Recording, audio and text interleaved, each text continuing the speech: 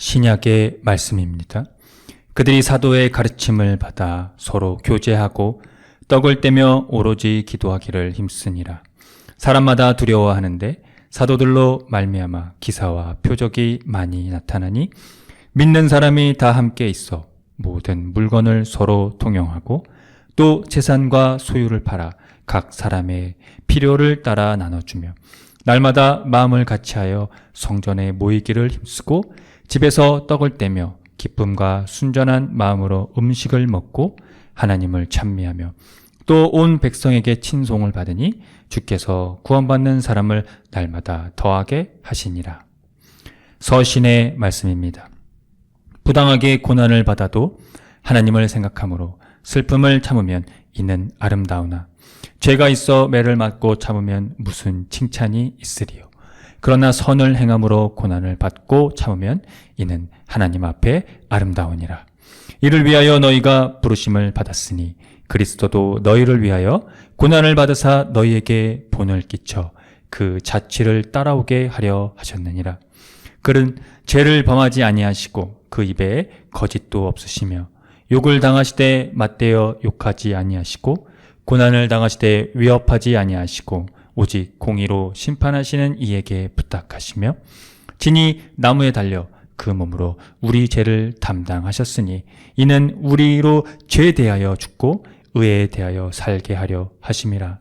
그가 채찍에 맞음으로 너희는 나음을 얻었나니 너희가 전에는 양과 같이 길을 잃었더니 이제는 너희 영혼의 목자와 감독 되신 이에게 돌아왔느니라. 복음의 말씀입니다. 내가 진실로 진실로 너희에게 이르노니 문을 통하여 양의 우리에 들어가지 아니하고 다른 데로 넘어가는 자는 절도며 강도요 문으로 들어가는 이는 양의 목자라. 문지기는 그를 위하여 문을 열고 양은 그의 음성을 듣나니 그가 자기 양의 이름을 각각 불러 인도하여 내느니라. 자기 양을 다 내온 후에 앞서가면 양들이 그의 음성을 아는 고로 따라오되 타인의 음성은 알지 못하는 고로 타인을 따르지 아니하고 도리어 도망하느니라. 예수께서 이 비유로 그들에게 말씀하셨으나 그들은 그가 하신 말씀이 무엇인지 알지 못하니라. 그러므로 예수께서 다시 이르시되 내가 진실로 진실로 너희에게 말하노니 나는 양의 문이라. 나보다 먼저 온 자는 다 절도요 강도니 양들이 듣지 아니하였느니라.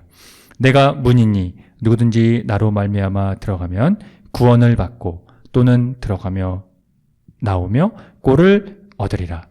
도둑이 오는 것은 도둑질하고 죽이고 멸망시키려는 것뿐이요 내가 온 것은 양으로 생명을 얻게 하고 더 풍성히 얻게 하려는 것이라. 다 함께 설교전 기도를 합니다. 말씀 앞에 하나 된 우리들은 하나님의 자녀로서 한 마음으로 하나님께 예배드리오니 말씀으로 여기에 임재하셔서 부끄러운 사연으로 가득한 우리의 마음을 정결하게 하여 주사 온전한 정신과 믿음으로 바른 말씀을 분별할 수 있게 해주십시오.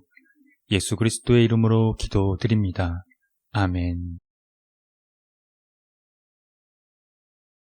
하나님 우리 아버지와 주 예수 그리스도께서 은총과 평화를 여러분에게 내려주시기를 빕니다. 오늘 교례결억에 따른 본문 말씀의 성설과 독서는 구약과 신약에서 드러내고 있는 하나의 줄기를 나타낸다고 볼 수 있습니다. 그 줄기는 1차원적으로는 유대인들에게 향하는 것이고 다음은 이방인들에게입니다. 그 줄기의 구체적인 내용은 구약은 메시아가 올 것이다는 것이라면 신약은 예수님이 하나님에게서 왔는가 아닌가입니다. 예수께서 예언자인가 아닌가 혹은 그는 메시아 하나님이 세상의 재판관으로 세우실 인자인가 아닌가의 이 대답은 오늘 함께 본 요한복음 10장에서 목자와 양의 문 비유가 이에 해당되기도 합니다. 저자의 의도가 그 연관성을 갖고 있다는 의미입니다. 예수께서는 자신을 가리켜 양의 문이자 목자라고 하셨습니다. 그러나 이스라엘은 이 비유에 대해 전혀 깨닫지 못했습니다. 결론적으로 비유에 대해 깨닫는 것은, 즉 예수님을 알아본다는 것은 인간의 몫이 된다는 셈이 됩니다.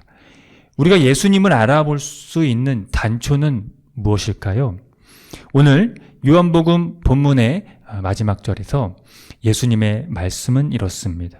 내가 온 것은 양으로 생명을 얻게 하고 더 풍성히 얻게 하려는 것이라. 정확히 말하면 바로 생명이 그것입니다.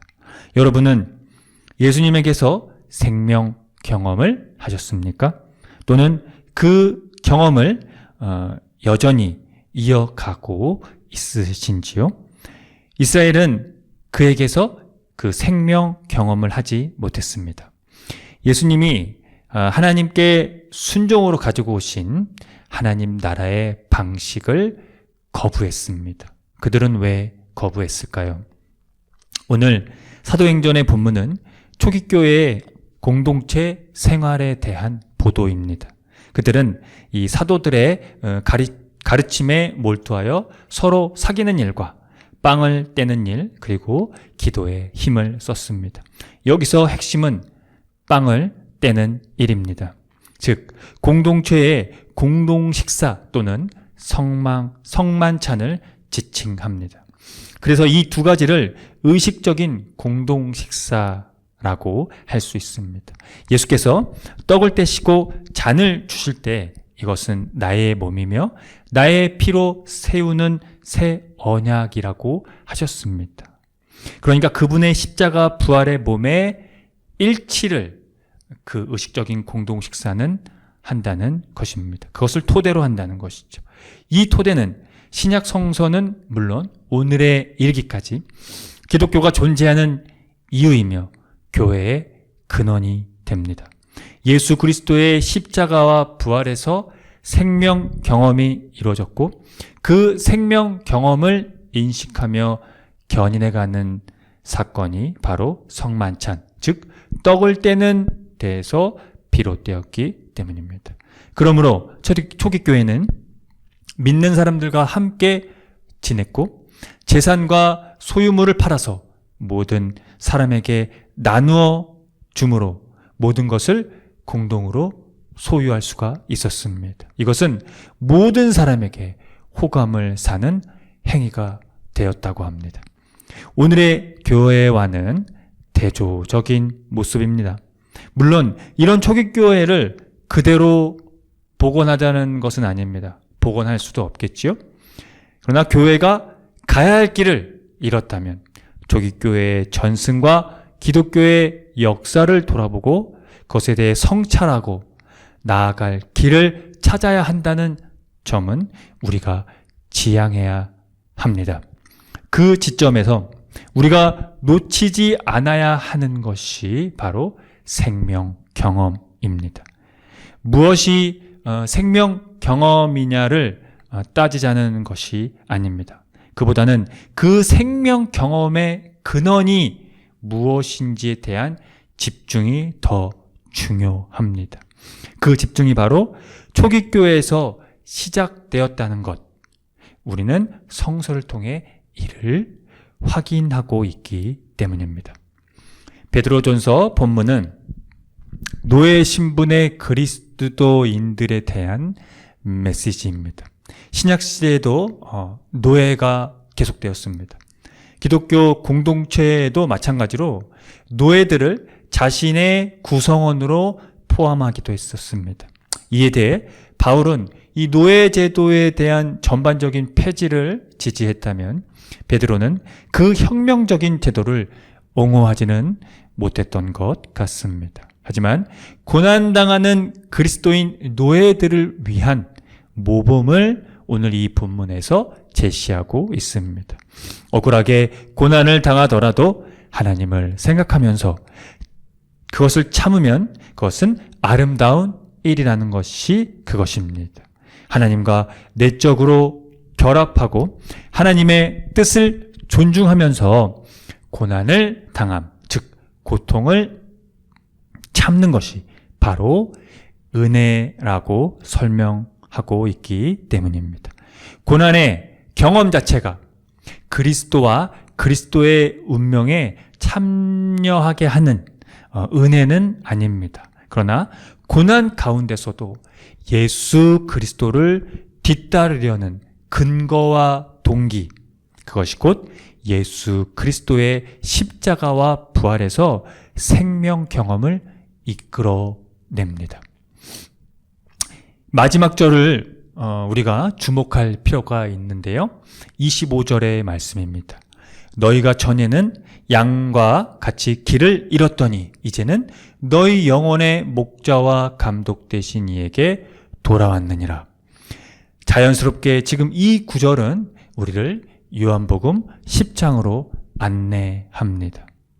요한복음에서 목자와, 오늘 본문 요한복음 10장이죠. 목자와 양 우리의 문에 대한 이 비유는요, 목자와 문이 구분되어지고 있지만 예수님은 이 두 말, 목자와 양 우리의 문이라는 말과 동일시 됩니다.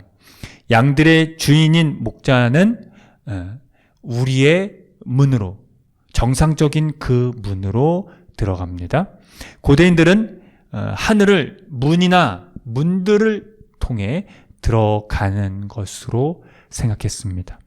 하늘의 문을 지식과 구원이 인간들에게 전달되는 수단으로 여긴 것입니다. 그런 의미에서 예수께서 나는 문이다, 누구든지 나를 통하여 들어오면 구원을 얻고 꼴을 얻을 것이라는 말씀은 옳습니다. 오직 그분이 지식과 생명의 유일한 원천이며 영의 양식을 획득하는 방법이고 하늘에 이르는 유일한 길이자 수단이기 때문입니다. 왜 그럴까요? 구약에서 이 목자와 양의 비유는 왕과 그의 백성에 대한 언급으로 빈번하게 사용되었습니다. 현대 세계에서는 이 통치자나 지도자를 이런 식으로 생각하지는 않습니다. 그런데 성서에서 이상적인 왕은요, 목자와 양 사이에 오가는 친밀한 접촉과 신뢰에서 그들이 왕권을 설명할 때 선호하는 방식이었습니다. 친밀한 접촉과 신뢰가 바로 그것의 전제가 되는 것이었다는 겁니다. 이것이 자신이 이스라엘의 참 왕이라는 주장을 설명하면서 예수께서 고르신 비유라는 겁니다. 그래서 목자는 양들의 이름을 하나하나 부르고 양들은 그의 목소리를 알아듣습니다. 그분이 목자가 양떼를 지키듯 자기 백성을 지켜주시기 때문입니다. 예수께서 사역하실 당시 지도자나 군 지휘관들은 이스라엘을 로마 황제의 권력에 맞서게 하는데 혈안이었습니다. 심지어 헤롯 왕실은 자신의 권력과 부를 유지할 수만 있다면 비겁하게도 얼마든지 로마에 굴복할 수 있었습니다. 이 상황에서 예수님의 비유는요, 이런 질문을 우리에게 던지고 있습니다. 하나님이 세우신 참 왕이 올 때 너희는 그를 알아보겠느냐입니다. 참 왕을 알아보는 것은 양이 참 목자의 음성을 듣고 그것을 알아보는 것과 같습니다. 그래서 참 왕의 표지는 그의 음성을 듣고 사랑과 신뢰로 그를 따르는 것입니다. 참된 왕, 참된 목자는 양의 안전과 풍성한 삶에 있습니다. 사랑하는 성도 여러분, 여러분은 그런 왕, 그런 목자를 찾으셨습니까? 그가 바로 하나님께서 기름 부은 왕입니다. 그 참된 왕, 참된 목자를 찾으신 분들에게는 오늘날 분들에게 오늘날 주어지는 사명은요, 영혼의 목자이신 그분의 음성에 귀를 기울이고 오직 그분 안에서만 진정 넘쳐 흐르는 생명을 찾는 것입니다. 그에게 결속될 때에만 우리는 부족함이 없고 푸른 불밭과 실만한 물가로 인도함을 받고 새 힘을 얻으며 사망의 음침한 골짜기로 다닐지라도 두려워하지 않고 평생의 선하심과 인자심이 따르며 영원히 주님의 집에 거하게 될 것입니다. 아멘. 함께 기도합니다.